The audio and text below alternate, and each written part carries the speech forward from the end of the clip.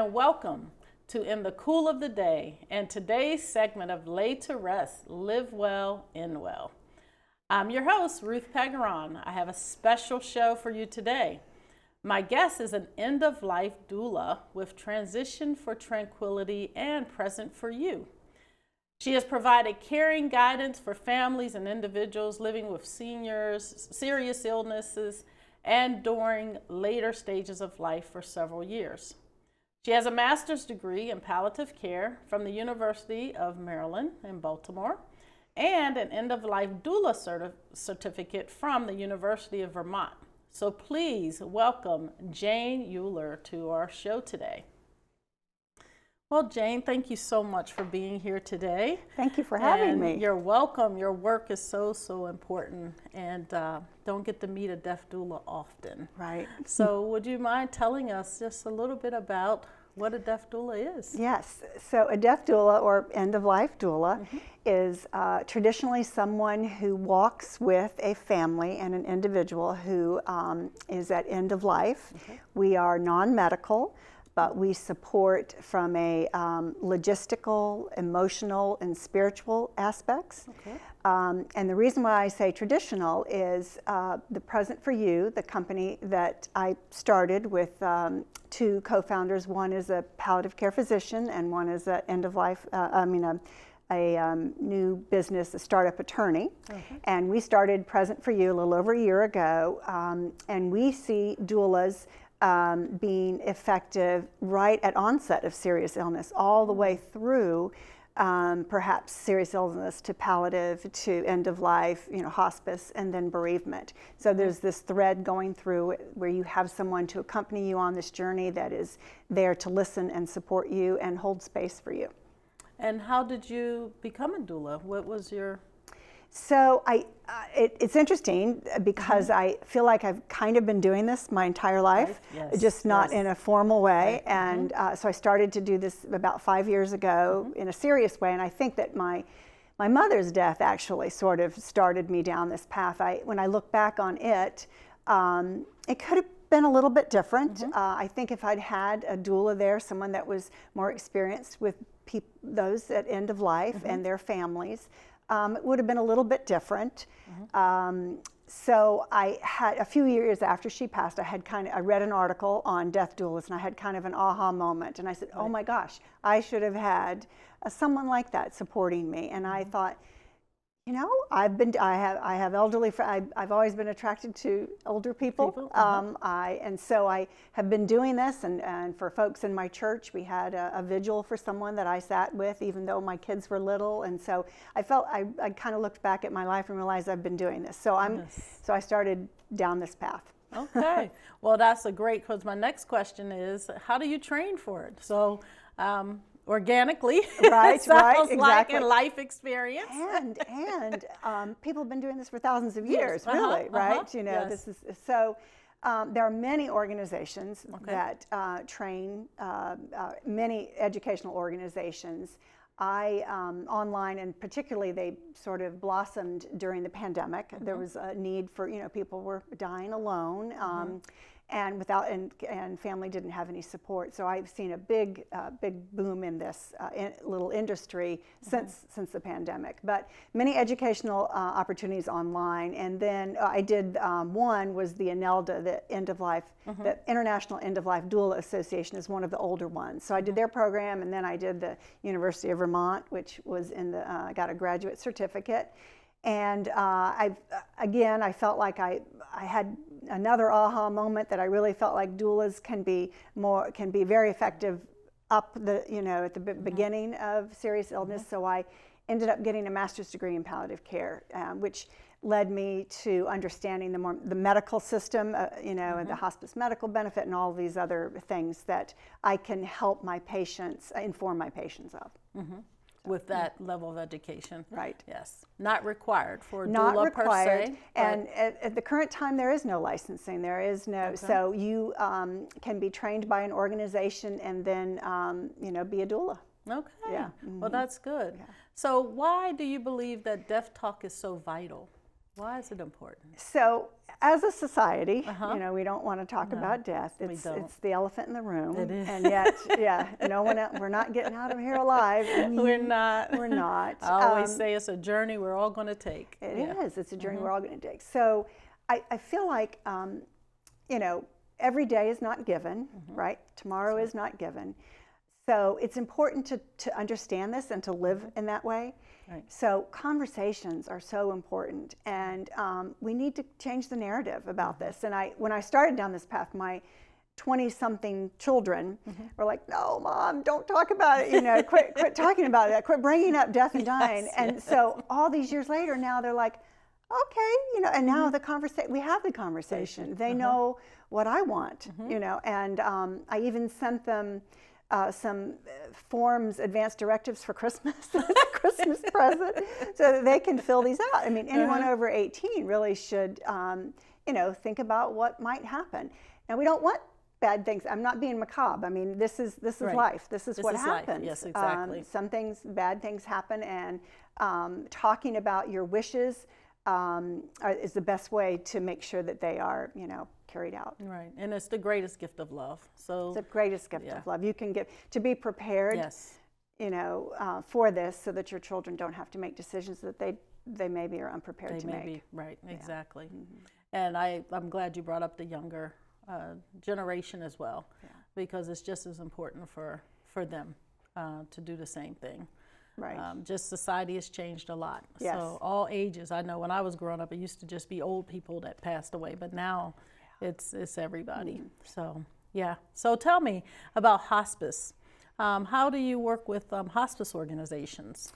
So hospice, struggled during the pandemic, and there a lot of nurses, a lot of medical professionals left, and so what I have discovered is that before the pandemic, if I approached a hospice, they were lukewarm. Now I get a little bit of a like, "Oh, please come and help us. Help us, please. We need help."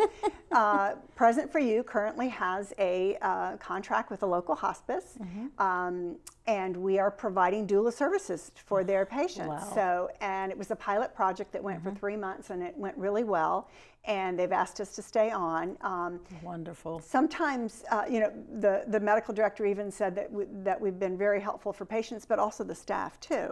So the on the ground staff going into homes, that can be hard. That's hard, and it can be lonely. And oftentimes, the staff, nursing, and social workers want to stay and give. They know that they just can't do everything that they want to do because of the rules and regulations surrounding their jobs. So that's when a doula can be called in, especially if there's crisis or vigil. We can sit with the family, we can talk with the caregivers, we can talk with the loved ones, and be a presence for them. Oh, that's wonderful. Yeah, so you go into homes. You go into homes. We do go into homes, and whatever a person calls home. It could be a long-term care facility, assisted living. It could be the basement of your son's house. Yes, So yes. whatever is home. Whatever is home. And whatever is family is whatever you call family. Yes. So we'll support all those that you love. Right. That's wonderful. So with that, if it's not a hospice, how do you assist just with someone that might call you and ask for your services? Right. So sometime during the past few years, I got to be the top. When people are searching for doulas, I came to the top for some reason in Northern Virginia. So that's awesome. So I get a lot of calls based on just people searching. And so we do take what we call private pay clients, and we support families or the patient themselves. Currently, I'm supporting several. One is a young daughter whose father has end-stage Alzheimer's, and so that's tough to go alone. And she's talking about rituals and how we want this to look like. So I'm working with her, and we can plan that. We can provide respite. We can sit and do a vigil if the person is actively dying. Basically, doulas are.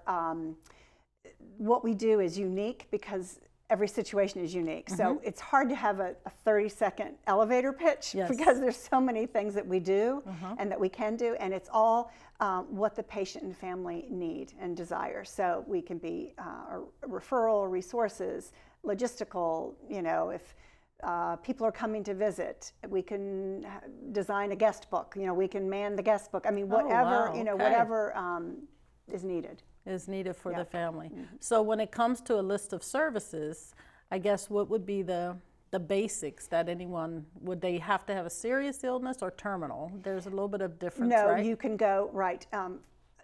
Usually further up the trajectory during, you know, just diagnosis of a serious illness can change everything in just a minute.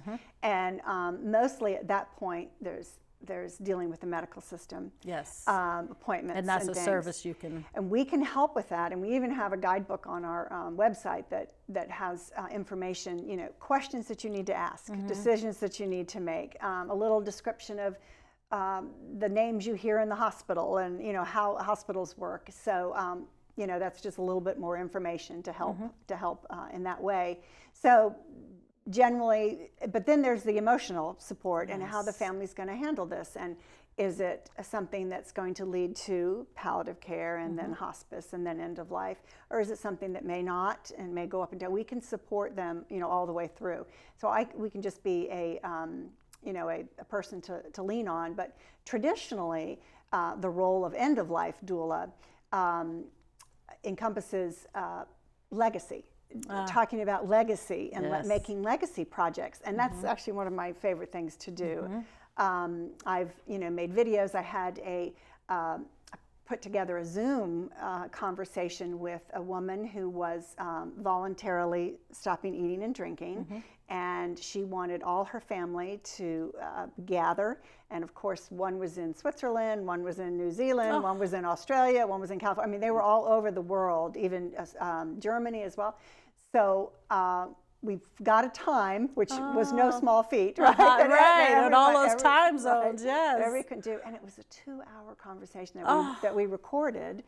And about 20 minutes of it, early in the beginning, was when she was really saying what she wanted to say to all of her loved ones. And so I made that a little snippet and I sent it to everyone that was on the call, and so they have her voice and they have her, you know, what she wanted to say to them. It was actually quite beautiful. I was going to say, that sounds very beautiful. It was quite beautiful. Yeah. And we write letters. I've written letters for people that can't, but they can tell me what they want, and then I have to kind of put it in their words, which is interesting. You know, not my words, their words. I worked with a woman who we wrote letters to her daughter, her godson, her husband, and her best friend, and we sealed them up and we put them in the family Bible in the closet for when she passed, so they could be read. Yeah, so wonderful experiences. Legacy is it means a lot in this event. It does. And people who don't have children tell me, I don't have a legacy, but that's so not true. That's not true. Everyone has a legacy. We've all touched people on this earth. Yes. Well, thank you, Jane. Well, it's time for a short break. We will return after these important messages.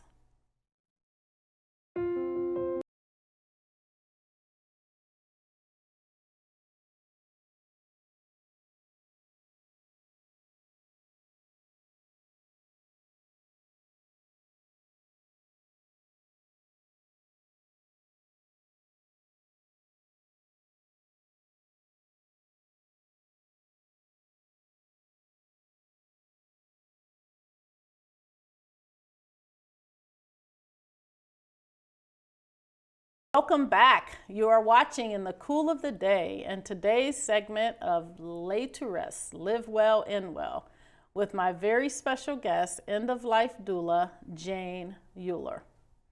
Prior to the break, we were just discussing all of those experiences that you've had, and I thought, how about after the person does pass away, do you get an opportunity to participate in any funeral plans or at the funeral or any of that? I haven't, as a doula. Right. I haven't been involved in the actual planning. I have referred people to you, and I have been asked to be present at the memorial services. And one woman I helped who I supported, her and her daughter, and she was a woman who died too young, and she had English was not her first language, and so the memorial service was mostly in Spanish, but there were some English-speaking people there, and so the daughter asked me to read the eulogy in English after she had read it in Spanish, and that really touched my heart that I could be there. Another time, I supported a client for almost 2 years, and I was asked to help just with the family bury her ashes outside the church. So that was really touching too. So it's all transformational to me, my work, this work. Yes, it is. Because I know you mentioned that also a service is to help them with bereavement. Yes. And that kind of continues the relationship. Right. And the continuum of care goes beyond. Goes beyond, exactly. It really does go beyond. So what have, from a standpoint of just being an end-of-life doula, what have you learned? So I guess I've learned that you really don't need to say goodbye. Wow. So there's a author, palliative care physician, Ira Byock, in his book, The 4 Things That Matter Most. And so if you say these 4 things, you don't have to say goodbye. So the first is, will you forgive me? The second is, I forgive you. And the third is, thank you. And the fourth is, I love you. Oh, wow. And that touches me. And so and that covers it. It covers it. Yeah. That covers our life no matter where we are. Yeah. And I love Emily Dickinson's quote, that it will never come again is what makes life so sweet. Wow. That's very comforting. Even just you saying it right there. So I can see where you're learning that and doing what you're doing, because every experience is probably very different. It is, and I can say to you, life is a gift, and we're not guaranteed tomorrow, of course. Right. But that still surprises people. Yes. So and as much as we say that, it's hard to grasp that may happen. So say I love you. Yes. Ask for forgiveness. Make it right. Make it right. Yes. And I think that ties into just death itself, and what you can learn about death itself from it, right? From doing that. Now, before you were a doula, did you have the same perspective on death? I know you had the experience, and I know you were leaning into it organically, but just your perception or your thought about death itself, how has it changed? So it's changed a lot, I will have to tell you. Yeah, right. and I'm still trying to get there, because there are days when you don't use it like a gift, right? And it's hard to every day. So I try to remember that in everything I do, and I have a quote. Okay. Do you want me to read this quote? Absolutely. Okay, so this is from Carlos Castaneda and his journey to Istalon. It says, the issue of death is never pressed far enough. Death is the only wise advisor that we have. Whenever you feel, as you always do, that everything is going wrong and you're about to be annihilated, turn to your death and ask if that is so. Your death will tell you that you're wrong, that nothing really matters outside it's touched. Your death will tell you, I haven't touched you yet. Oh, wow. Wow, that's a heavy. ponder. Yeah, I was going to say, that's a ponder. I think I would have to take that one and read it a couple more times, because it's true. I mean, if you look at it that way, you kind of need to read that a couple times. So I guess professionally, that would tie into how that have changed your perspective. Right, and death itself is a human event. Yes. Dying is different. Dying is harder, and so that's where I think end-of-life doulas come in to prepare for the death. But the dying process is different depending on the person, depending on the disease, depending on the age, and all of those things. And there are a lot of unknowns. So we try to the person and family are as prepared as they can. So dying is different than death. Death, we know. We don't know how we're going to die, and I think a lot of people relate to that because, they've heard bad, horrible stories of the dying process. So speaking of the dying process, and you're right, I like the way you say that. Dying is different than death, because death is saying it's done. Dying is leading up to it. So there is a big difference. But in your profession, do you find that whether it's families, individuals, or anyone, anticipating that death, what kind of experience is that for most people? I know everybody's very different, but right, anticipatory grief is first comes to mind. People are already grieving when their family member is in the process of dying, and so if I feel like someone is really grieving to the point where I'm not a counselor, I'm not a therapist, doulas are not, then I have a whole group of people I can refer them to if I feel like they need a little more support from a licensed grief therapist, and there are many out there that can help people through this. But most of the time, our support is enough. Especially if there've been conversations. Right. It's when someone ends up, this is news. It's news, and that we've never talked about it, and then people start making decisions on your behalf that you're not sure, that's what the person wants or I want, and the medical system gets involved, and so to prevent that. The conversations are needed, and there's a wonderful website, the Conversation Project. Yes, I love that. Yeah, awesome. The Conversation Project is awesome. Yeah, just have it. Yeah, right. just have it. Yeah. As far as fear goes, in the dying process specifically, do you find that the family or the patient themselves have more fear of the actual dying process? Right. Or? Yeah, that's a great question. I would say the patient. Okay. Yeah, or the client, the person who's dying. There can be some fear, but I think people get to a point where then they've given over to it. Yes. And then there's this sort of they appear different, and when you see that, it's wonderful to recognize that and know that this is happening and it's going to be okay. And you have to look closely to see it. I worked with a man who was far too young to be dying, and he had it in his eyes. He was leaving a 13-year-old son, but there was love and love in his eyes and a smile on his face, and he knew that everything was going to be okay. And so we tried to tell the family that everything's going to be okay. Right. This sounds like the "I love you" in those four. Right. Yeah. In the eyes. Yes. So tell me, what would you say to those that's thinking about exploring becoming a doula?